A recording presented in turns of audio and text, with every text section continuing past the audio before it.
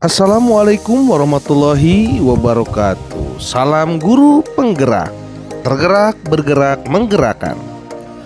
Guru-guru hebat dimanapun Anda berada, bertemu kembali bersama saya Komara, calon guru penggerak angkatan ke-11 dari SMPN 1 Atap 1 Gantar, Kabupaten Indramayu.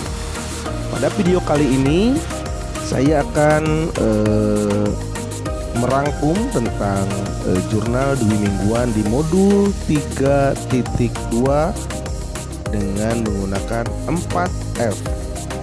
F yang pertama yaitu fact atau peristiwa, F yang kedua feeling atau perasaan, F yang ketiga findings atau pembelajaran, dan F yang keempat futur atau penerapan.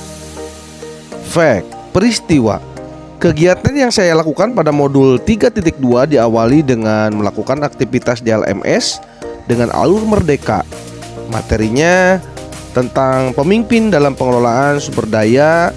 Yang pertama saya menyelesaikan mulai dari diri sendiri. Pada kegiatan itu saya diminta untuk menjawab pertanyaan yang bertujuan untuk mengetahui pengetahuan awal tentang ekosistem yang ada di sekolah dan peran pemimpin dalam pengelolaan sumber daya.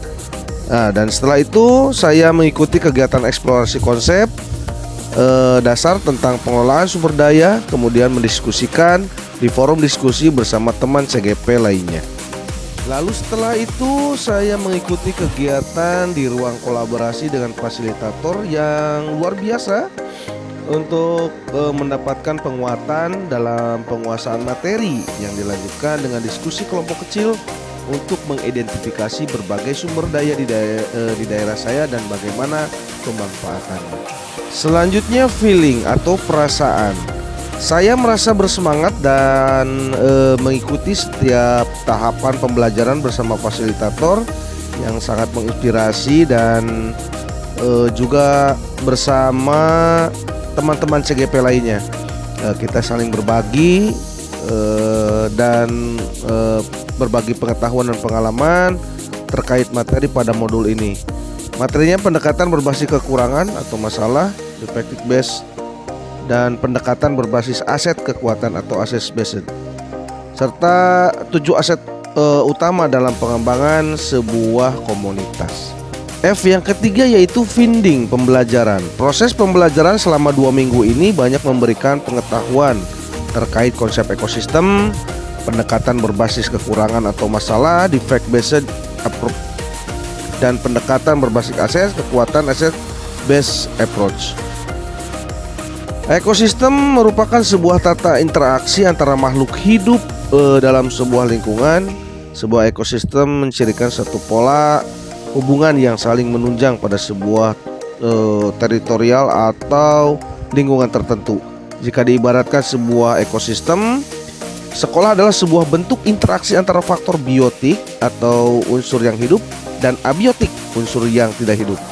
Kedua unsur ini saling berinteraksi satu sama lainnya sehingga mampu menciptakan hubungan yang selaras dan harmonis dalam ekosistem sekolah.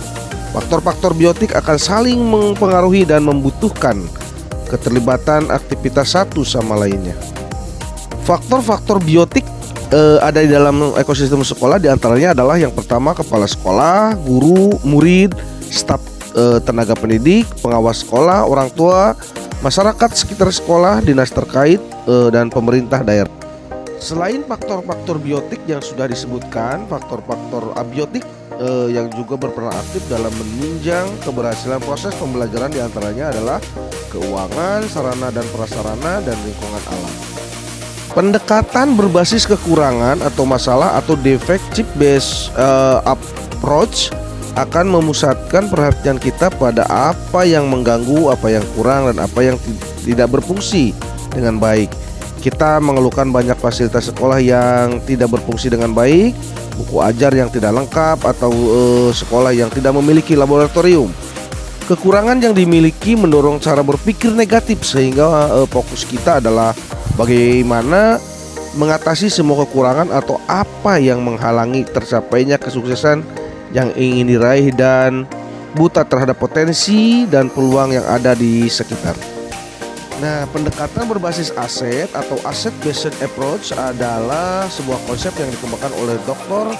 Catherine Kramer, seorang ahli psikologi yang menekuni kekuatan berpikir positif untuk mengembangkan diri.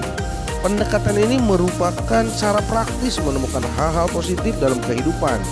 Dengan menggunakan kekuatan sebagai tumpuan berpikir, kita diajak untuk memusatkan perhatian pada apa yang berjalan dengan baik, yang menjadi inspirasi, yang menjadi kekuatan ataupun potensi yang positif. 7 modal utama ini merupakan salah satu alat yang dapat membantu menggali sumber daya yang menjadi aset sekolah. Dalam pemanfaatannya, ketujuh aset ini dapat saling beririsan satu sama lain. Ketujuh modal itu adalah yang pertama modal manusia, modal sosial, modal politik, modal agama dan budaya, modal fisik, modal lingkungan atau alam, dan modal finansial. Dan F yang terakhir, yang keempat, yaitu futur atau penerapan. Pendekatan berbasis aset dalam meningkatkan mutu dan layanan pembelajaran memungkinkan tercapainya tujuan pembelajaran. Selalu fokus pada kekuatan sehingga bisa menjadikan inspirasi sebagai modal dasar melakukan praktek baik di sekolah. Nah, guru-guru hebat dimanapun Anda berada, demikianlah jurnal Dwi mingguan saya di modul 3.2. Saya akhiri dengan wabillahi taufiq wal hidayah. Assalamualaikum warahmatullahi wabarakatuh.